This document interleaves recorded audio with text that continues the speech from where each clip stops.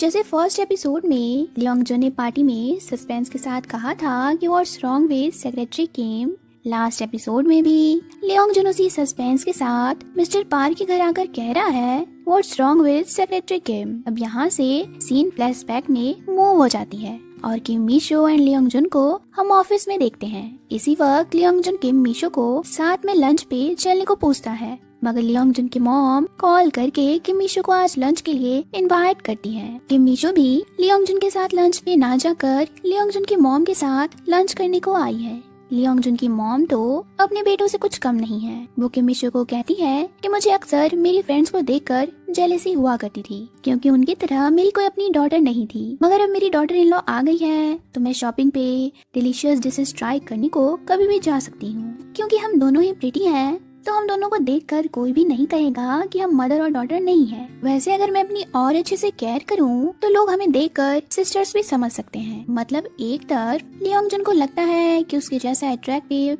Handsome दुनिया में कोई भी नहीं, वहीं दूसरी ओर लियोंग जन की मॉम भी खुद की ब्यूटी को अब किम मीशो की ब्यूटी से कंपेयर कर रही है। इतना सब तो फिर भी ठीक होता है, मगर अपने बेटे लियोंग जन के जैसे उसकी मॉम भी किम मीशो को इतनी सारी शॉपिंग्स करवाने लगती है कि बेचारी किम मीशो समझ ही नहीं पा रही कि वो इतनी सारी चीजों का अब करेगी क्या। रात गए किम मीशो थक हार के घर तो आती है, मगर शॉपिंग बैग्स को रखने के लिए अब उसके घर में स्पेस ही नहीं है। इसी वक्त लियोंग जन कॉल करके किम मीशो से आज का दिन कैसा रहा पूछ रहा होता है। किम मीशो से बता देती है कि आज मिस जॉय ने मुझे बहुत सारी शॉपिंग्स करवाई और कल के फैमिली गेट टुगेदर के लिए भी मुझे अच्छी सी ड्रेस खरीद के दी। लियोंग जन भी कहने लगता है कि ये काम तो मुझे करना चाहिए था बट मैं भूल गया। अब यहाँ पर इन दोनों की बातों के बाद हम सीधे नेक्स्ट मॉर्निंग का सीन देखते हैं, जहाँ प्रीति किम मीशो को देखकर घायल हो रहा लियोंग जन उसे अपनी आंखें हटा ही नहीं पा रहा होता। इधर किम मीशो के फादर और सिस्टर तो लियोंग जन के घर आ चुके हैं, मगर लियोंग जन के फैमिली की रईसी उनके तौर तरीकों को देखकर इनकी नर्वसनेस बढ़ जाती है। ये सोच रहे होते हैं कि हम मिडिल क्लास फैमिली में रहकर इतने रिच फैमिली में अपनी डॉटर की शादी कैसे करेंगे। किम मीशो भी अपने डैड के बिहेवियर को देखते हुए समझ जाती है कि उसके फादर थोड़े से नर्वस हो रहे हैं, लेकिन पूछने पर वो किम मीशो के सामने कहने लगते हैं कि मैं तो आयरन हार्टेड वाला इंसान हूँ, मैं भला नर्वस कैसे हो सकता हूँ। थोड़ी देर में लियोंग जन के मॉम डैड आकर अब किम मीशो की फैमिली का वेलकम करते हैं। इन सब के बाद टेबल पे आ रहे खाने के आइटम्स को देखकर किम मीशो के डैड को समझ ही नहीं आ रहा होता कि ये कौन से डिशेस हैं। उन्होंने इतने सारे डिशेस को एक साथ पहले कभी भी ट्राई नहीं किया था। किम मीशो के डैड की बिहेवियर तो लियोंग जन के फैमिली से मैच नहीं हो रही होती, मगर लियोंग जन की फैमिली भी हर वो कोशिश कर रही होती है जिससे किम मीशो और उसके फैमिली को अनकंफर्टेबल फील ना हो सके। काफी बातों के बाद मिस जॉय लियोंग जन एंड किम मीशो की वेडिंग का जिक्र शुरू करती है और किम मीशो के फैमिली से कहने लगती है कि आप लोगों को वेडिंग के गिफ्ट्स के लिए सोचने की कोई जरूरत नहीं है। वेडिंग के सारे गिफ्ट्स हम प्रिपेयर करेंगे, क्योंकि किम मीशो बेस्ट है तो हम उसके लिए बेस्टेस्ट गिफ्ट प्रिपेयर करना चाहते हैं। गिफ्ट की बात को तो किम मीशो सुनकर चुप रहती है, मगर मिस जॉय अब किम मीशो को वही सेम डिजाइन की कार देने का बात करती है जो लियोंग जन के पास है। किम मीशो उनके पास वाले हाउस में शादी होने तक अपनी फैमिली के साथ शिफ्ट हो जाए, उनका ये भी कहना होता है, जिसपे किम मीशो भी अब कहती है कि मैं इस तरीके से शादी नहीं कर सकती।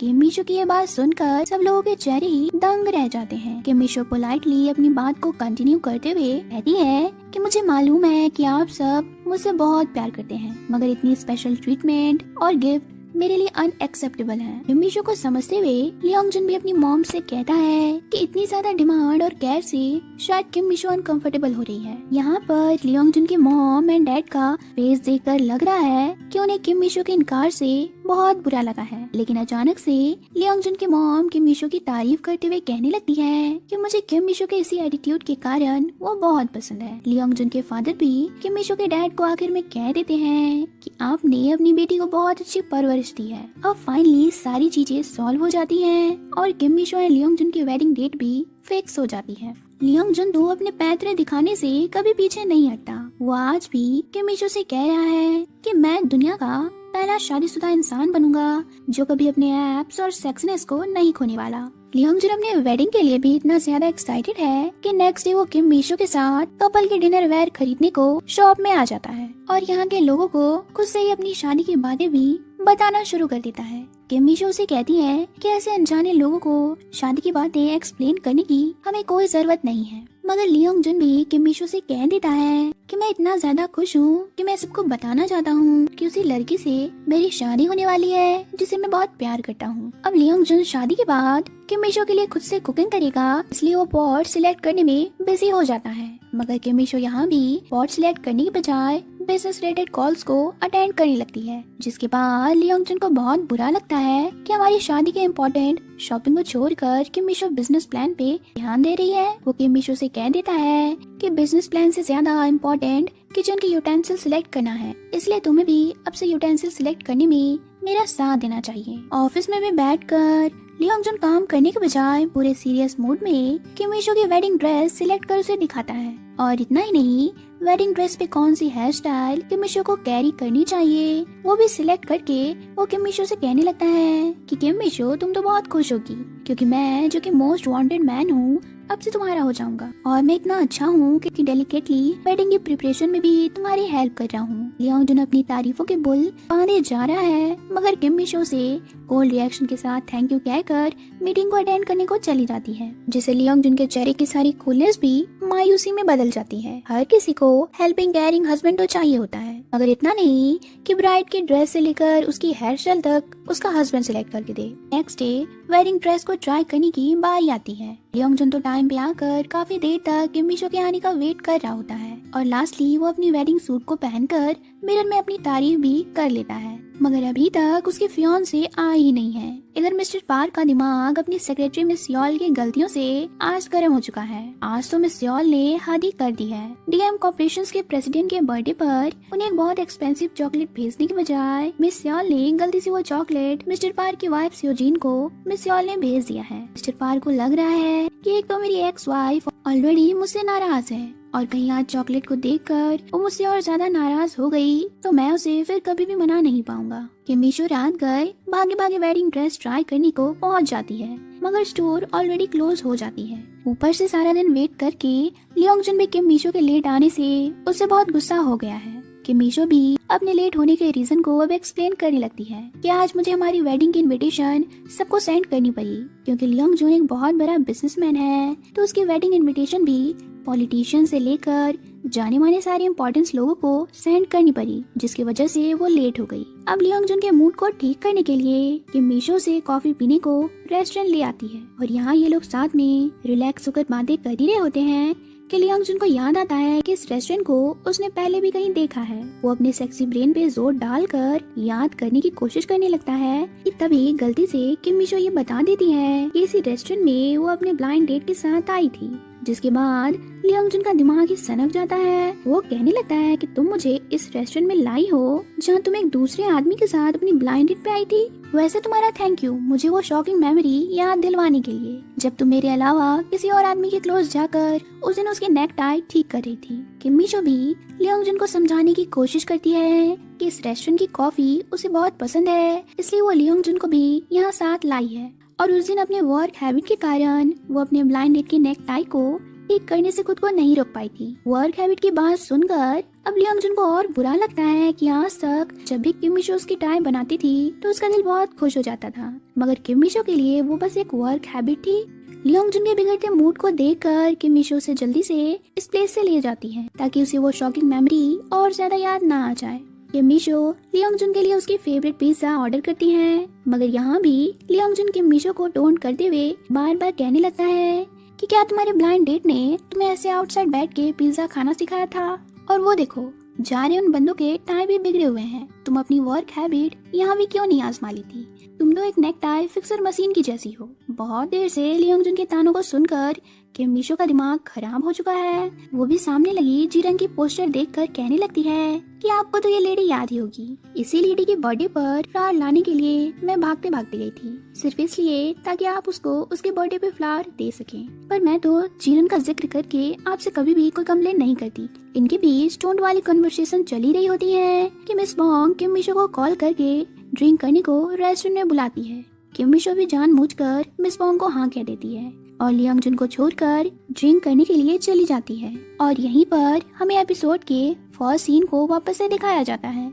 जहां लियोंग जुन किम मिशो के बिहेवियर को देखकर सदमे में मिस्टर पार्क के पास आकर सोच रहा है कि किम मिशो को क्या हुआ है, वो ऐसा बिहेव क्यों कर रही है। मिस्टर पार्क भी लियोंग जुन की सारी कंप्लेंट्स को सुनकर उसे समझाने की कोशिश कर रहे हैं कि किम मिशो बिजी थी, इसलिए वो ड्रेस ट्राई करने टाइम पे नहीं आ सकी, और ब्लाइंड डेट के साथ वो जिस रेस्टोरेंट में गई थी वहाँ वो तुम्हें इंटेंशनली क्यों ले जाएगी। वो बंदा बस उसका ब्लाइंड डेट था, उसका एक्स बॉयफ्रेंड नहीं। लियोंग जुन भी कहता है कि बात इतनी सिंपल नहीं है। वो उस प्लेस पे जाकर अपनी ब्लाइंड डेट के टाई को स्वीट मैनर में फिक्स भी कर रही थी। मिस्टर पार भी लियोंग जुन के हाँ में हाँ मिलाने के लिए किम मिशो की बुराई करते हुए उसे थॉटलेस लेडी बोल देते हैं, जिस पे लियोंग जुन मिस्टर पार पे गुस्सा करते हुए कहने लगता है कि तुम्हारी हिम्मत कैसे हुई मेरे सामने किम मिशो को बुरा बोलने की।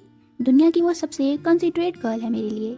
मिस्टर पार भी अब परेशान हो चुके हैं क्योंकि वो किम मिशो को अच्छा बोल ले या बुरा, लियोंग जुन हर बात पे ही भड़क जाता है। सारी डिस्कशंस करने के बाद लियोंग जुन तो अब चला जाता है, मगर मिस्टर पार की एक्स वाइफ सियोजिन उन्हें चॉकलेट के लिए थैंक्स कहने को आई है।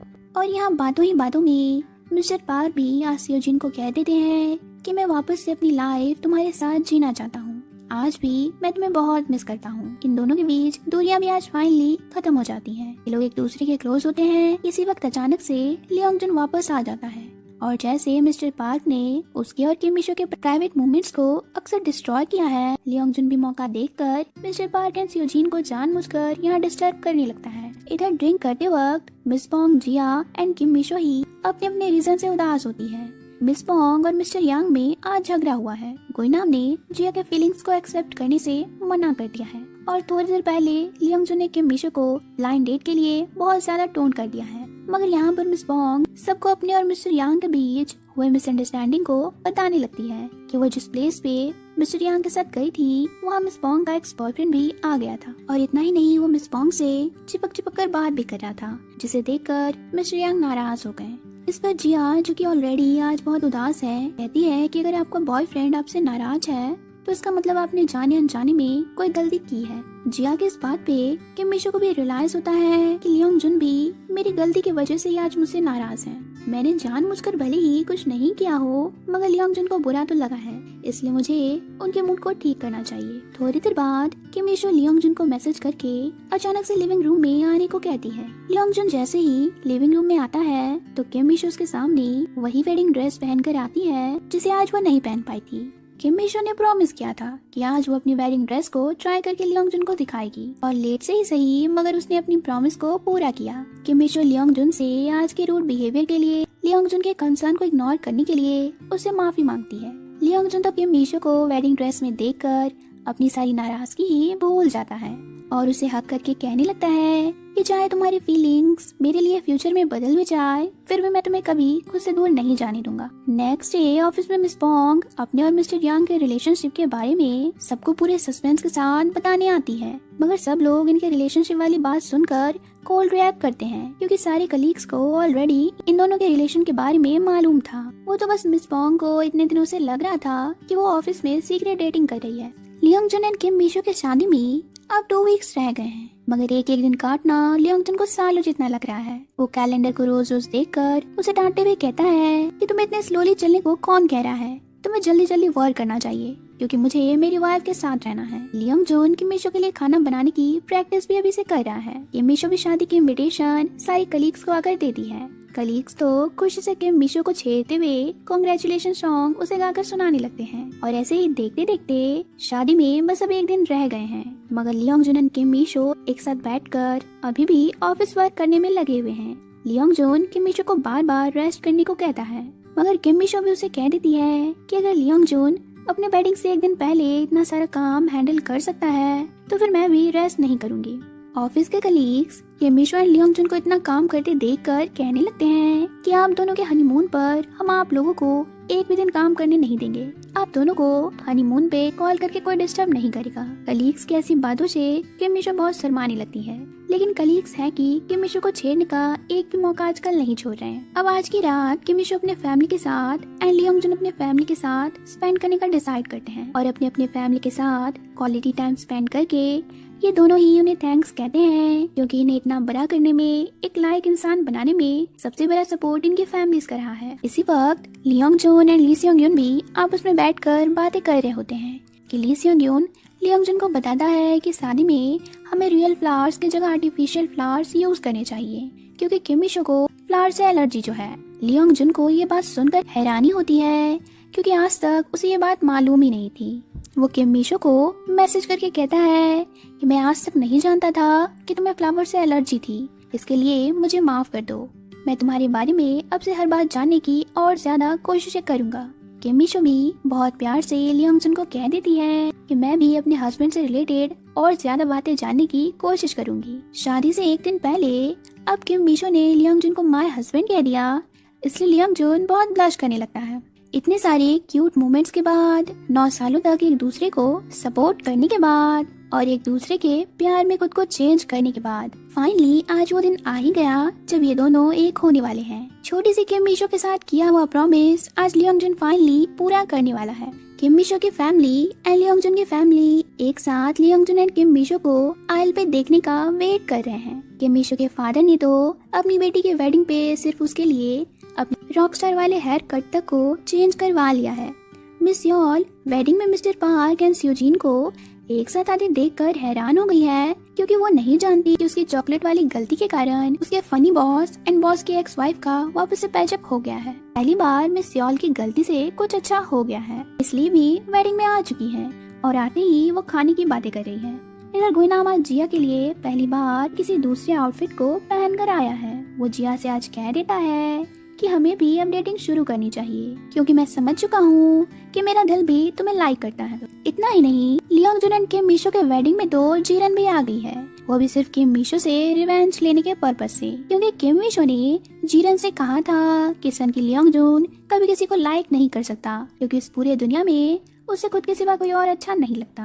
मगर आज वही किम मिशो लियोंग जुन से शादी करने जा रही है। जीरन को लग रहा है कि किम मिशो बहुत चालाक निकली, वो लियोंग जुन को सबसे दूर करके खुद उसके क्लोज हो गई। इसी वक्त गलतियों की दुकान में सियोल आकर जीरन पे गलती से ड्रिंक गिरा देती है, जिससे जीरन का रिवेंज लेने का प्लान बन के ही रह जाता है और वो गुस्से से वेडिंग से चली जाती है। मगर आज के होने वाले बेस्ट मोमेंट के लिए हमारे ब्राइड और ग्रूम नर्वस हैं। 1000 लोगों के सामने बेहिचक होकर स्पीच देने वाला लियोंग जुन आज अपनी खुद की शादी में आयल पे जाकर सबको फेस करने में घबरा रहा है और इतना कि उसकी पूरी बॉडी डर से कांप रही होती है। पर आज भी किम मिशो लियोंग जुन का हाथ पकड़कर उसकी नर्वसनेस को कम कर रही है। थोड़ी देर बाद मिस्टर पार्क हमारे ग्रूम एंड ब्राइड की वेडिंग सेरेमनी को शुरू करते हैं। सारे कलीग्स भी बहुत ज्यादा एक्साइटेड हैं। मिस बॉन्ग अपने हीरो के साथ और जिया को नाम के साथ ब्राइड एंड ग्रूम को देखने का वेट कर रहे हैं। लियोंग जुन किम मिशो को भी नर्वस देखकर उसे आज कह रहा है कि तुम्हें डरने की या घबराने की कोई जरूरत नहीं है क्योंकि अब से पूरी लाइफ मैं तुम्हें प्रोटेक्ट करने का प्रॉमिस करता हूँ। लियोंग जुन के प्रॉमिस को सुनकर किम मिशो यह स्माइल कर देती है क्योंकि लियोंग जुन से बेहतर तो अपने प्रॉमिस को कोई भी पूरा नहीं कर सकता। लियोंग जुन ने बचपन में किए अपने शादी वाले प्रॉमिस को भी तो आज पूरा किया है। इसके बाद ये दोनों आयल पे साथ वॉक करते हैं।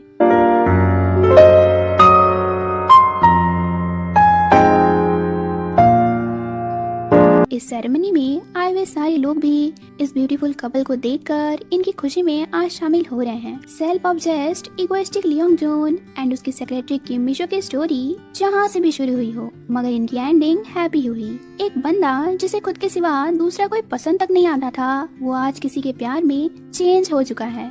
इनकी स्टोरी की बेस्ट बात ये रही कि इन दोनों ने एक दूसरे को शुरू से सपोर्ट किया, एक दूसरे के स्ट्रॉन्ग साइड से लेकर वीकनेस तक को समझा और टाइम आने पर सिर्फ एक दूसरे के लिए खुद को चेंज भी किया। वैसे कुछ करना नहीं पड़ा, इनके प्यार ने इन्हें खुद ही बदल दिया। तो खत्म हुई लियोंग जुन एंड किम मिशो की कहानी। गाइस आप कमेंट करके बताएं कि आपको इनकी स्टोरी कैसी लगी। Thanks for watching.